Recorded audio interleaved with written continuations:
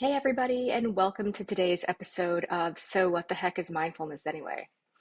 So, it occurred to me after I posted the last video that I jumped the gun on this conversation about mindfulness. So, yes, we need to talk about mindfulness, and I'm glad I gave you the definition. And we will absolutely talk about the pillars of mindfulness, those 9 attitudes of mindfulness, what they are, what they mean, how do you practice them. We're going to do all that. But before we do any of that, we actually need to understand the foundational information of why mindfulness is necessary. And that has to do with your human brain, yours, mine, everybody's. So, a couple of things. Human beings are hardwired to connect. It is tribal mentality. It comes from a survival place. I'm going to talk about that in a minute. We're also, ironically, hardwired to be skeptical of anyone and any situation that doesn't seem safe, whatever that might mean to your brain, which we'll talk about in a second. Human beings are emotional before we are logical. Okay, so for those of you who like to be like my friend Spock here, always logical, stoic, always serious, even you are wired to be emotional before logical. It's how we're wired. It is our hard wiring in our primal brain. Our brain, that part of our brain, the primal brain, specifically the amygdala, which the amygdala is the part of the brain where fight or flight sits. Actually, we have 6 responses. There's fight, flight, freeze, fawn, flood, and faint. You can analyze yourself to determine what stimulus causes which response, but those are the 6 responses in that part of the brain, in the primal brain. So that part of our brain is constantly scanning, constantly scanning for danger or safety. Are we okay? Are we not? And this was really helpful, obviously, back in caveman days, like, am I going to get eaten by a saber-toothed tiger? Am I in a safe tribe? Tribal mentality comes from primal instinct. If you were solo, the likelihood of you being eaten by something and or dying from exposure was pretty high. But if you were part of a tribe and you were all protecting one another, the likelihood of you passing that way is lowered. So we still have these primal instincts. So even though we have all this processing power up here in our frontal lobes and our executive functioning part of our brain, we're still ruled by our primal brain. It's the truth. It's how we're wired. Brene Brown's really funny. She makes a comment that the emotional brain is at the wheel and the logical brain is hog-tied and thrown in the trunk. And it's pretty true. We think that we're logical beings that have emotions once in a while, but really we're emotional creatures that sometimes think logically. So, and I'll give you an example. If you drive, you more than likely have been in situations where you have been cut off on the highway or on a busy street, whatever, and the person who cut you off slammed on their brakes or they were driving erratically and you had to respond. That situation in your primal brain signaled danger and you went into a fight or flight situation. Did you intellectualize the moment? I wonder why that person's driving erratically. Perhaps they are late to an interview. Maybe somebody's in the hospital. No, that's not what you did.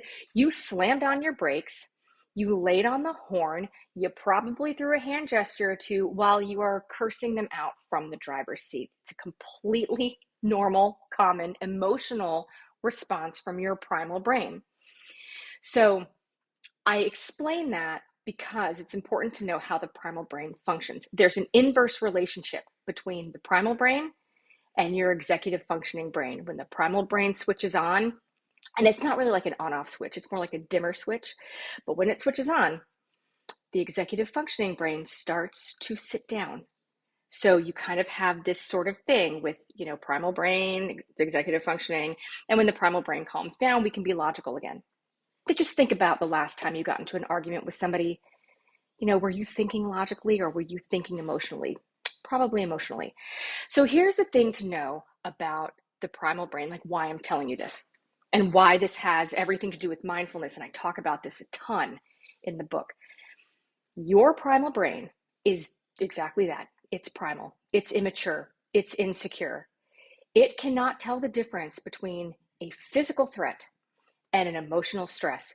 Furthermore, it can't tell the difference between an actual currently occurring emotional stress and one that you're worried about might possibly happen maybe at some point. So when we're in an anxiety space, our primal brain is revving up. So I say this because in the workplace, our, again, primal brain always scanning, am I safe, am I not?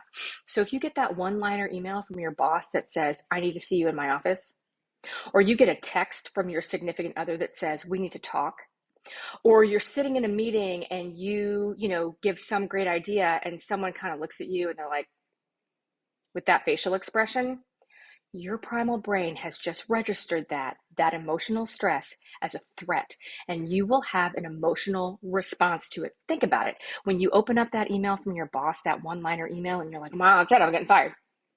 I'm in trouble. I'm getting fired. Something bad's happening. Or when your spouse is like, we need to talk, and you're like, well, that's it, I'm getting divorced now. Or when that person gives you that look in a meeting, you're like, well, screw you. I want to see your ideas. We become defensive. We become emotional. This is normal. It is a common response or common reaction to a stressful stimulus. Having said that, it's not healthy. And a lot of times, remember, the primal brain, primal, insecure, is going to err on the side of negativity before it goes and looks for a logical conclusion.